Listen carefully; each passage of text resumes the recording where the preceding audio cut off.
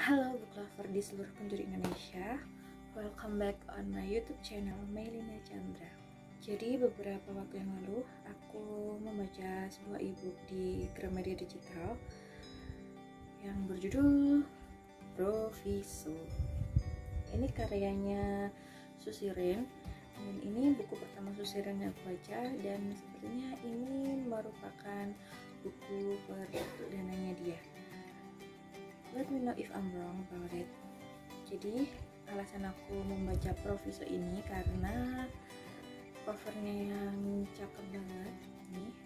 Covernya tuh sederhana tapi eye catching banget gitu. Terus judulnya juga menarik banget.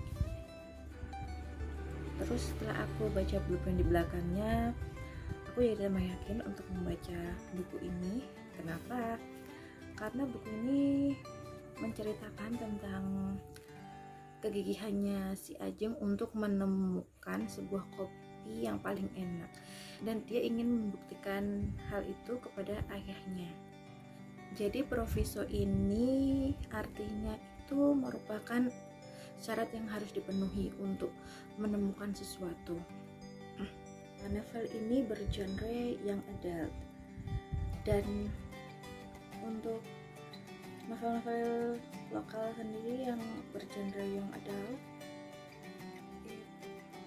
itu masih jarang banget, dan kebanyakan masalahnya juga nggak sekompleks kayak novel-novel terjemahan gitu.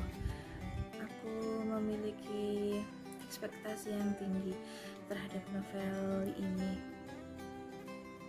terlebih ini kan mengangkat tentang kopi gitu, dan karakter utamanya ini adalah seorang wanita.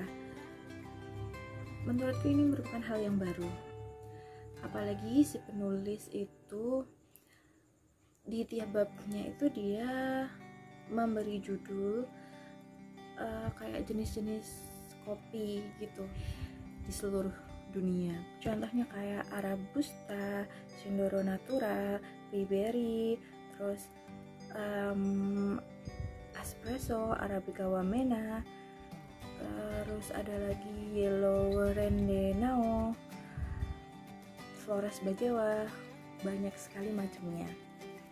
Dan sepertinya si Susirin ini sendiri itu merupakan penggemar kopi asli, karena dia juga menuliskan beberapa teknik pembuatan kopi yang sebelumnya nggak pernah aku tahu. Yang aku tahu itu cuman menyeduh kopi itu ada cangkir, terus masukkan gula kopi, terus dituangkan air panas, diaduk gitu aja. Tapi di sini ada beberapa teknik yang digunakan Ajeng untuk meracik kopi terenak gitu.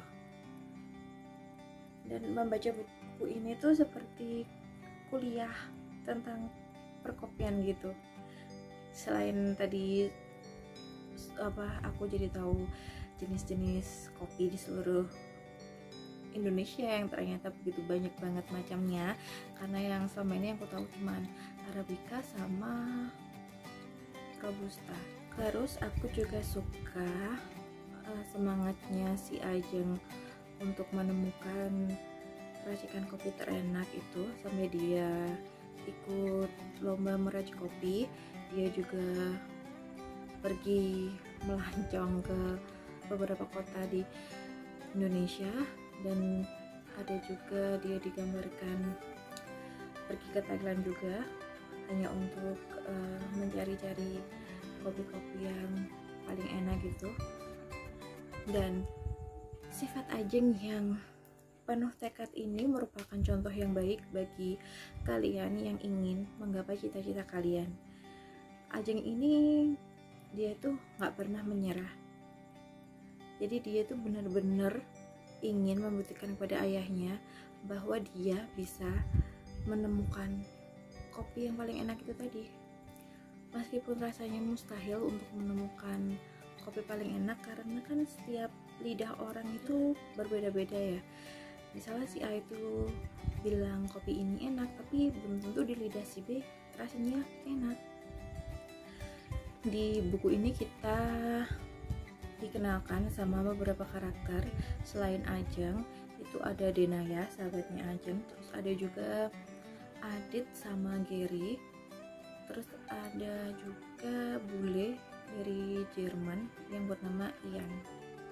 Menurutku ide dari cerita ini tuh sangat bagus, sangat keren, dan sangat fresh banget. Tapi ide tersebut tidak didukung dengan konflik yang ciamik gitu. Jadi aku tuh berharap di sini tuh ada masa dimana Ajeng itu merasa terpuruk karena dia nggak bisa, karena dia merasa lelah karena belum juga bisa menemukan kopi yang paling enak itu. Tapi ternyata konflik yang diutamakan di sini tuh bukan tentang hal itu. Jadi yang diutamakan itu merupakan kisah asmaranya si Ajeng itu malahan. Jadi ini tuh ada ceritanya tuh merupakan cinta segi empat. Jadi Ajeng ini di sini diperebutkan sama 3 orang karakter pria yang ada di buku ini. Dan menurutku salah satu karakter yang bernama Ian itu nggak penting banget ada di buku ini, karena ada si Ian atau tidak itu sama sekali nggak ngaruh gitu.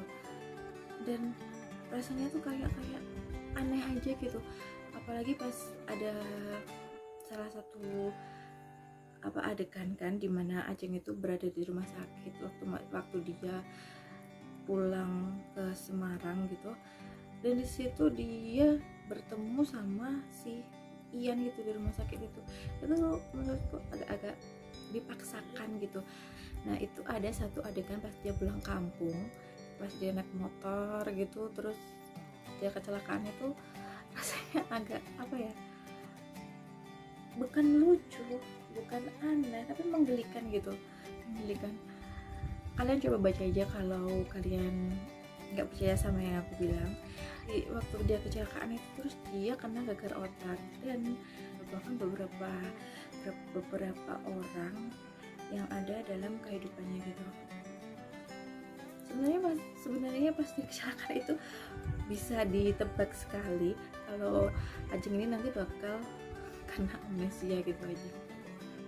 Dan sayang banget sih ini tuh, seharusnya si Susiren ini bisa menggali permasalahan yang tentang cita-citanya Ajeng ini, jangan malah kisah cintanya si Ajeng ini yang digali sangat dalam gitu. Nah di sini kan ada yang karakternya namanya Gary kan. Di awal-awal cerita itu dia diceritakan cool gitu, ternyata makin lama dia makin bucin. Dan si Ian itu juga bucin banget gitu, dia sok-sok romantis gitu sama Ajeng. Dan aku rada riset juga sih sama karakter ini, tapi masalah karakter itu kan juga haknya si penulis ya, jadi aku nggak bisa menyalahkan si penulis sih. Jadi intinya aku suka sekali dengan ide cerita yang ditawarkan sama si Susiren di novel Proviso ini. Tapi yang minusnya menurutku itu ya tadi, konflik yang digali itu meleset dari apa yang awalnya aku pikir bakalan kayak novel-novel terjemahan gitu. Kalau novel-novel terjemahan kan walaupun ada kisah-kisah asmaranya, tapi kalau biasanya pencarian cita-cita kayak gini tuh selalu yang digali lebih dalam daripada kisah asmaranya si karakter utamanya.